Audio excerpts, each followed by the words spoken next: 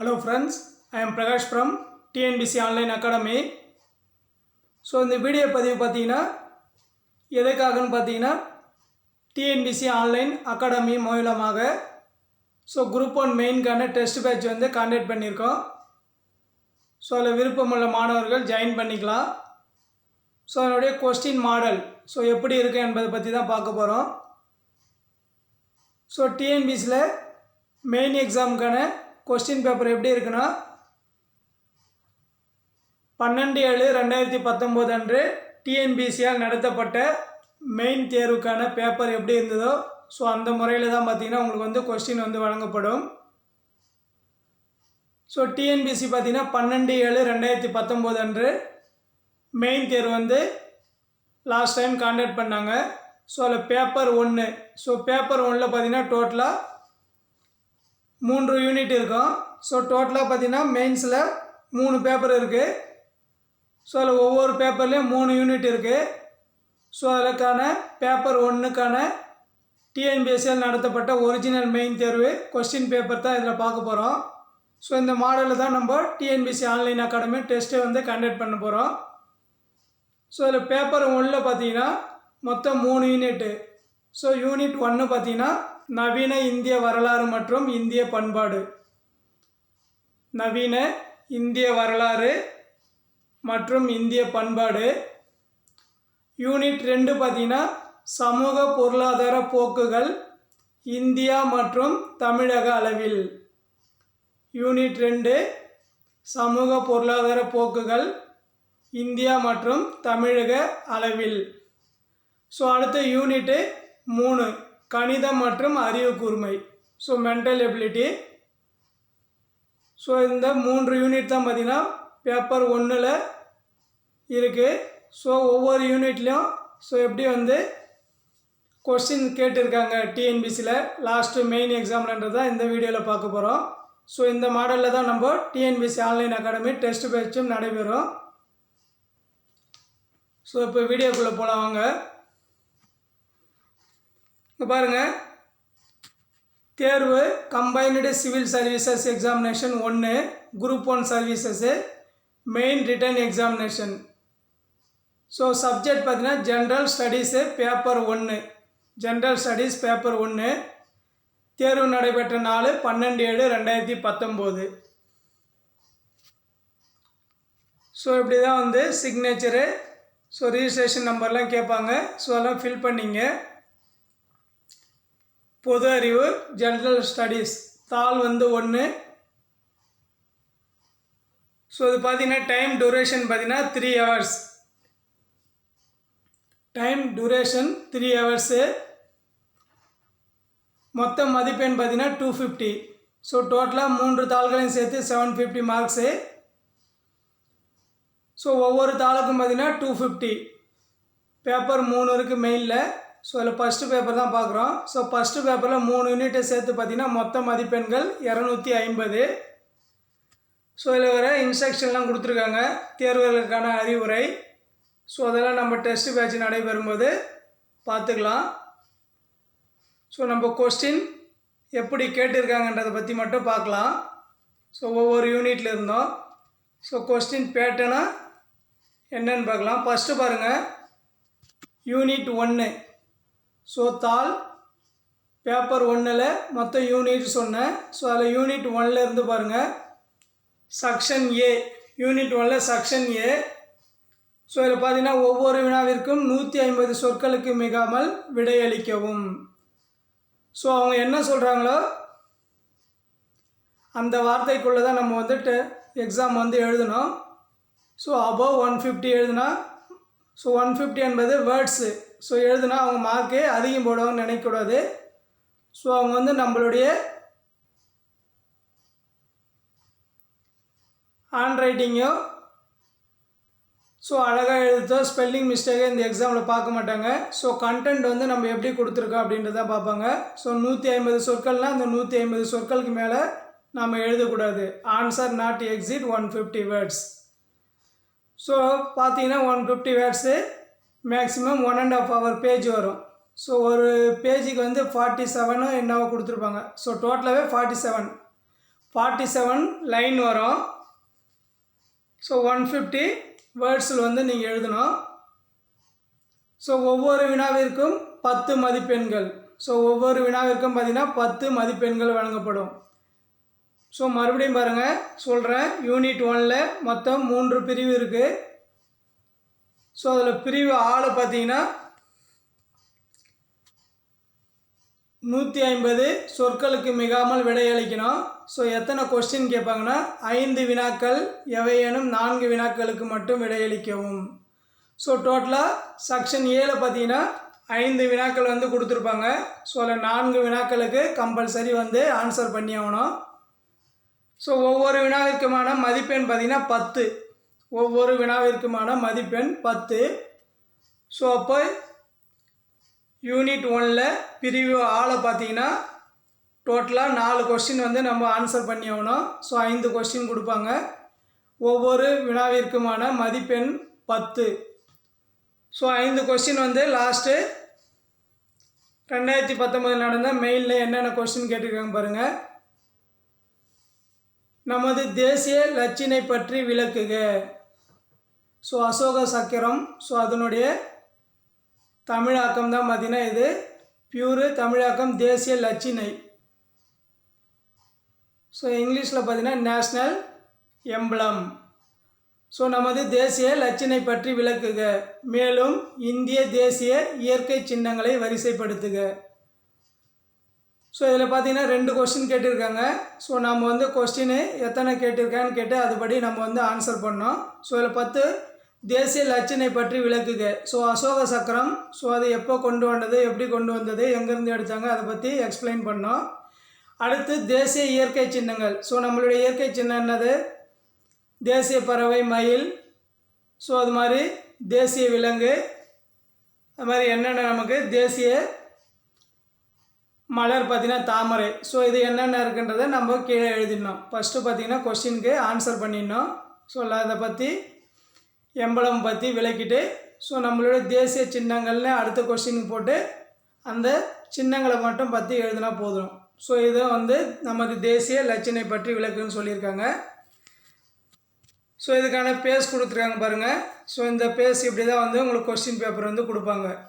So அவங்களே வந்து question print பண்ணி ஆன்சர் ஷீட்டு கொஸ்டின் எல்லாமே வந்து ஸோ புக்லெட்டை அப்படியே கொடுத்துருவாங்க. ஆன்சருக்கு தனி, கொஸ்டின் தனி, பேப்பர் தரமாட்டாங்க.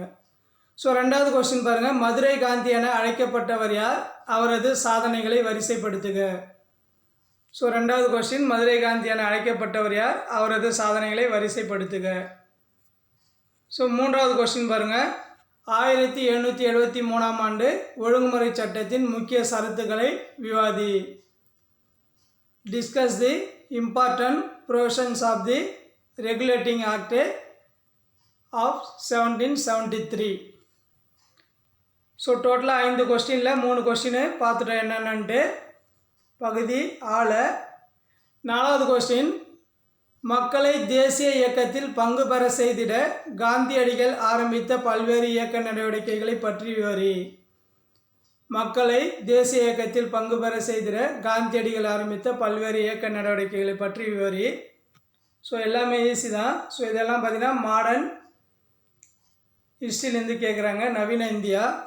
ஸோ அடுத்து பாருங்கள். காலனி ஆதிக்கத்தின் கீழ் இந்தியாவில் ஏற்பட்ட விவசாய எழுச்சிகளை பற்றி விவரி.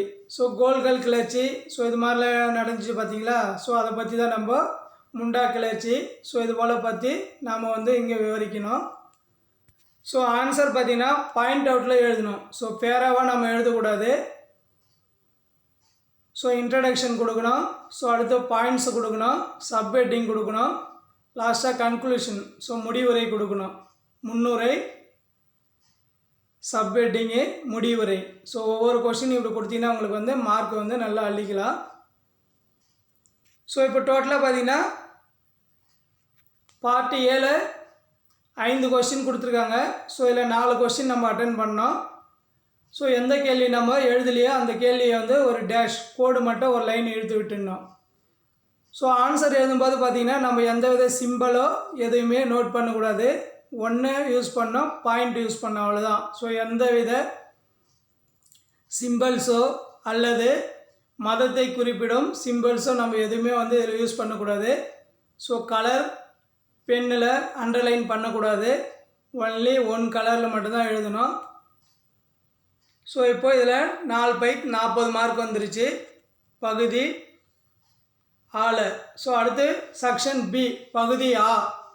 ஸோ இதில் பார்த்தீங்கன்னா 15 மார்க்ஸ். ஸோ டோட்டலாக பார்த்தீங்கன்னா 15 + 10. ஸோ இதுதான் டிஎன்பிசி கேட்டுட்டு இருக்காங்க. 3 மார்க்ஸு 5 மார்க்ஸ்லாம் கேட்குறது இல்லை. ஸோ அடுத்து பகுதி பியில் பார்த்தீங்கன்னா டோட்டலாக 5 கொஸ்டின் கொடுப்பாங்க.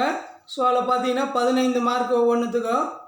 ஸோ அதில் 4 கொஸ்டின் அட்டன் பண்ணோம். ஸோ அப்போ டோட்டல் மார்க் 60. யூனிட் 1ல் பார்த்தீங்கன்னா செக்ஷன் ஏ செக்ஷன் பின்னு 2 கேட்குறாங்க. செக்ஷன் ஏல பார்த்தீங்கன்னா 5 கொஸ்டின் கொடுத்துட்டு 4 கொஸ்டின் எழுத சொல்கிறாங்க. ஸோ அதுக்கான மதிப்பெண் ஒவ்வொரு கொஸ்டினுக்கும் 10. ஸோ டோட்டலாக 40 மார்க்கு. அடுத்து செக்ஷன் பியில் பார்த்தீங்கன்னா ஸோ அதுலேயே 5 கொஸ்டின் கொடுக்குறாங்க. அதில் 4 கொஸ்டின் அட்டன் பண்ண சொல்கிறாங்க. ஸோ ஒவ்வொரு கொஸ்டினுக்கான மார்க்கு பார்த்தீங்கன்னா 15 மார்க்ஸு. டோட்டலாக 60 மார்க்கு. ஸோ அப்போ யூனிட்டை பொறுத்த வரைக்கும் 1ல் டோட்டல் 100 மார்க்கு. ஸோ இந்த 15 மார்க் கொஸ்டின் பார்த்தீங்கன்னா 250 சொற்களுக்கு மிகாமல் இருக்க வேண்டும். ஆன்சர் நாட் எக்ஸிட் 250 வேர்ட்ஸ்ன்னு சொல்லியிருக்காங்க. ஸோ மேக்ஸிமம் நீங்கள் 2.5 பேஜஸ் வந்து எழுதலாம். ஸோ 10 மார்க்குக்கு 1.5 பேஜும் 2 மார்க்கு 2.5 பேஜும் எழுதினா போதும். ஸோ இதில் என்ன கொஸ்டின் கேட்குறாங்க பாருங்கள். 15 மார்க்கில் 1935ஆம் ஆண்டு இந்திய அரசாங்க சட்டத்தின் குறைகளை ஆராய்க. Critically analysis the defect of the government of India act 1935. 1935ஆம் ஆண்டு இந்திய அரசாங்க சட்டத்தின் குறைகளை வந்து ஆராய்கன்னு கேட்குறாங்க. ஸோ இது வந்து நம்ம அனலைசிஸ் பண்ணோம். ஸோ அது மாதிரி ஒரு கொஸ்டின் வந்து எழுதணும். ஸோ அடுத்து பாருங்கள். அடுத்து மாடர்ன் இந்தியாவில் தான் நம்ம பார்த்துட்டு வரோம். யூனிட் 1ல் இந்தியாவில் பிரிட்டிஷ் ஆட்சியின் விளைவாக கிராமப்புற பொருளாதாரம் சீரழிந்ததை திறனாய்வு செய்க. There was a integration of rural economy due to the impact of British rule in India. So இது வந்து திறனாய்வு செய்ய சொல்கிறாங்க, அனலைசிஸ் பண்ண சொல்கிறாங்க. 7வது கொஸ்டின் பார்த்தோம். அடுத்து 8வது கொஸ்டின் என்ன கேட்டிருக்காங்க பாருங்கள். சமூக நீதியின் மேம்பாட்டிற்கு பெரியார் ஸோ அதாவது ஈவேரா ஆற்றிய பங்கினை மதிப்பிடுக. ஸோ பெரியார் வந்து சுயமரியாதை இயக்கம். ஸோ இது மாதிரி என்னென்ன இயக்கம் வந்து சமுதாய மேம்பாட்டிற்காக கொண்டு வந்தார் என்பதை பற்றி நாம் ஒரு கட்டுரை மாதிரி எழுதினோம். ஸோ இது வந்து 15 மார்க் கொஸ்டின்.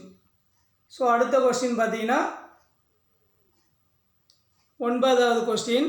இந்திய தேசிய காங்கிரஸ் வெறும் கட்சி மட்டுமல்ல, இந்திய சுதந்திர போராட்டத்தின் ஒரு அங்கம். திறனாய்வு செய்க. The Indian National Congress was not merely a party but an integral part of the Indian national movement. So 9 question. So 10வது கொஸ்டின் பாருங்கள். ஐரோப்பிய படையெடுப்பின் துவக்க கால கட்டத்தில் இந்தியர்களின் பழமையான போர் நடவடிக்கைகளுக்கு முன் ஆங்கில கடல் ஆதிக்கத்தின் எவ்வாறு உயர்ந்திருந்தது என்பதை விளக்குன்னு கேட்குறாங்க. During the advent of European innovation explain how the naval force of the English became superior before the outmodel Indian warfare. So இந்த கொஸ்டின் டோட்டலாக பார்த்தீங்கன்னா இதில் 5 கொஸ்டின் கேட்டிருக்காங்க. ஸோ இதில் 4 கொஸ்டின் நம்ம அட்டன் பண்ணோம். ஸோ டோட்டலாக பார்த்தீங்கன்னா யூனிட் 1ல் ஸோ மாடர்ன் இந்தியாவில் பார்த்தீங்கன்னா பார்ட்டு அல்லது செக்ஷன் ஏல பார்த்தீங்கன்னா 5 கொஸ்டின் கேட்டு 4 கொஸ்டின் எழுதணும். ஸோ அதுக்கான மார்க்கு பார்த்தீங்கன்னா 10 மார்க்கு. Total mark 40. செக்ஷன் பியில் பார்த்தீங்கன்னா டோட்டலாக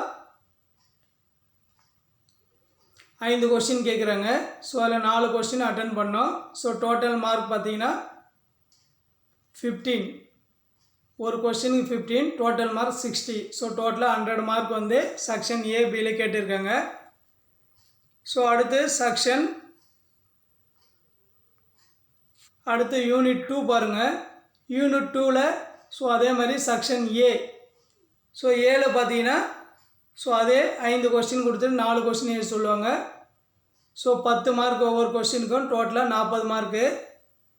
கொஸ்டின் பாருங்கள். இந்தியாவில் பெண்களுக்கான குறை தீர்க்கும் முறைகளை ஆராய்க. ஸோ பேப்பர் தாளில் மொத்தம் 3 யூனிட்டு. ஸோ அதில் யூனிட் 1ல் 100 மார்க் கேட்குறாங்க. யூனிட் 2லேயும் அதே மாதிரி 100 மார்க் கேட்பாங்க. ஸோ அடுத்த கொஸ்டின் பாருங்கள். குழந்தை உரிமை பாதுகாப்பு தேசிய ஆணையானது எந்த மாதிரியான செயல்களை கண்காணிக்கிறது? ஸோ இது 12வது கொஸ்டின். 13வது கொஸ்டின். இந்தியாவில் அரசு சாரா நிறுவனங்கள் மக்கள் தொகையை கட்டுப்படுத்த எந்த வகையான திட்டங்களை செயல்படுத்துகிறார்கள்? ஸோ இதை பற்றி நம்ம ஒரு அனலைசிஸ் பண்ணி ஆன்சர் பண்ணோம். ஸோ அடுத்த கொஸ்டின். இந்திய அரசியலமைப்பில் பெண்களுக்கான விதிகளை பற்றி விவரி. ஸோ பெண்களுக்கான விதிகள்லாம் என்னென்ன இருக்குது, இந்திய அரசியலமைப்பில் சொல்லியிருக்காங்கன்னா அதை பற்றி நம்ம விவரிக்கணும். ஸோ இப்படி பார்த்தீங்கன்னா இந்த யூனிட்லேயும் ஃபஸ்ட் யூனிட் மாதிரி செகண்ட் யூனிட்லேயும் பார்த்தீங்கன்னா 5 கொஸ்டின் கொடுத்துட்டு செக்ஷன் ஏல 4 கொஸ்டின் எழுத சொல்லுவாங்க. Total mark 40. ஸோ அதே மாதிரி பார்த்தீங்கன்னா செகண்ட் யூனிட்டில் செக்ஷன் பியில் 5 கொஸ்டின் கொடுத்துட்டு 4 கொஸ்டின் எழுத சொல்லுவாங்க. ஒவ்வொரு கொஸ்டினுக்கான மார்க் பார்த்தீங்கன்னா 15, டோட்டலாக 60. ஸோ டோட்டல் மார்க் பார்த்தீங்கன்னா பேப்பர் 1ல் 250. ஸோ அதில் ஃபஸ்ட் யூனிட்டில் 100 மார்க்கு, செகண்ட் யூனிட்லேயே 100 மார்க் கேட்குறாங்க. ஸோ அப்போ தேர்ட் யூனிட்லேருந்து எவ்வளோ கேட்பாங்கன்னு பார்த்தீங்கன்னா 50 மார்க்காக கேட்பாங்க. பேப்பர் தாளில் தேர்ட் யூனிட்டில் 30 மார்க் கேட்பாங்க. ஸோ இங்கே பாருங்கள் யூனிட்டு 3. ஸோ இது பார்த்தீங்கன்னா நம்ம யூனிட் என்னென்னு பார்த்தீங்கன்னா மென்டல் எபிலிட்டி. ஸோ இதில் பார்த்தீங்கன்னா மொத்தம் பார்த்தீங்கன்னா 3 வினாக்கள் கொடுப்பாங்க. 3 வினாக்கள் கொடுத்துட்டு அதில் 2 வினாக்கள் நம்ம எழுதணும். ஸோ அப்போ 2 × 10 30. யூனிட் 3ல் செக்ஷன் ஏல பார்த்தீங்கன்னா 3 வினாக்கள் கொடுத்துட்டு 2 வினாக்களுக்கு எழுத சொல்லுவாங்க. ஒவ்வொரு வினாக்களுக்கும் 10 மார்க்கு. ஸோ இது மென்டல் எபிலிட்டி. ஸோ அடுத்து பார்த்தீங்கன்னா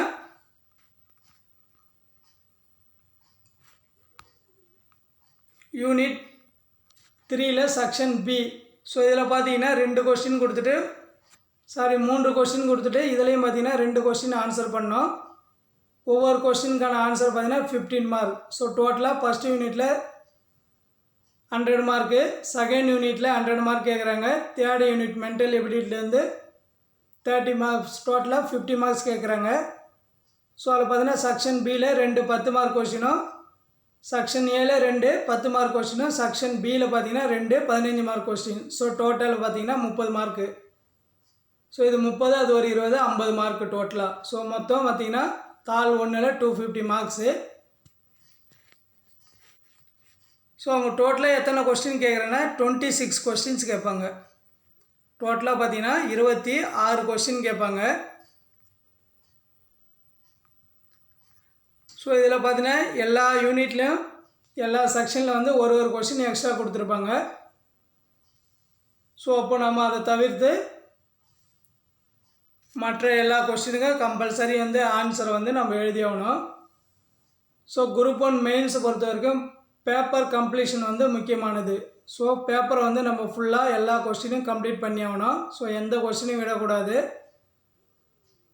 ஸோ அதனால் எல்லோரும் டைம் மேனேஜ்மெண்ட் பண்ணி ஸோ மேக்ஸிமம் நான் சொன்ன வார்த்தைகளுக்கு மிகாமல் எழுதுங்க. ஸோ என்னுடைய டெஸ்ட் பேட்சில் ஜாயின் பண்ணுங்கள். ஸோ உங்களுக்கான ப்ராக்டிஸ் முழுக்க தரமாக அளிக்கப்படும். ஸோ இந்த வீடியோ பிடிச்சிருந்தால் லைக் பண்ணுங்கள், உங்கள் நண்பர்களுக்கு ஷேர் பண்ணுங்கள். ஸோ அவங்களும் பயனடையட்டும். நன்றி.